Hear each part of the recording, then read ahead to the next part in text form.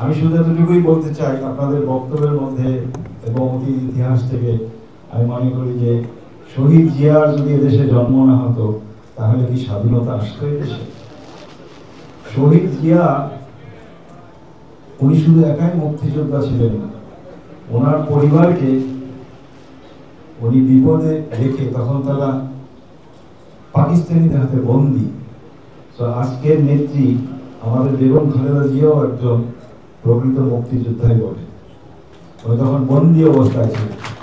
আজকে আমাদের নেতা তারেক রহমান উনিও একজন শিশু মুক্তিযোদ্ধা, কারণ উনিও তখন বন্দী ছিলেন সেই কারাগারে, যখন শেখ মুজিবুর রহমান সাহেব এবং ওনার পরিবার পাকিস্তানিদের ভাতা উপভোগ করছিল। যখন সজীব ওয়াজেদের জয়ের জন্ম হয় পাকিস্তানিদের আতিথেয়তায় আমাদের সামরিক হসপিটালে। এগুলো তো ইতিহাস, ইতিহাসগুলো আমাদের জানলে ভালো।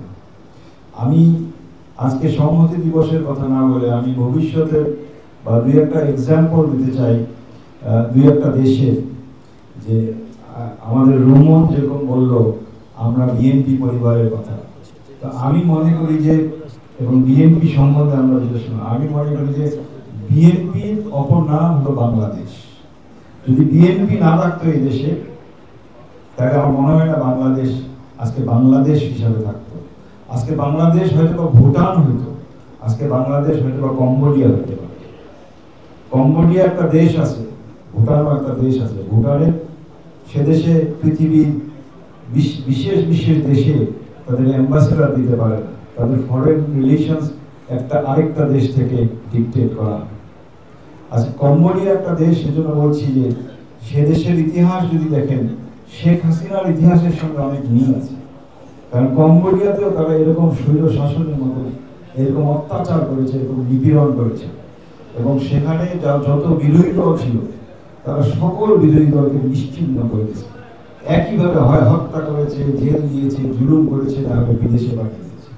যেই বিরোধী দলগুলো আছে সেগুলো তথাকথিত নামে বিরোধী দল, গত আওয়ামী সরকারের মতো নামের বিরোধী দল।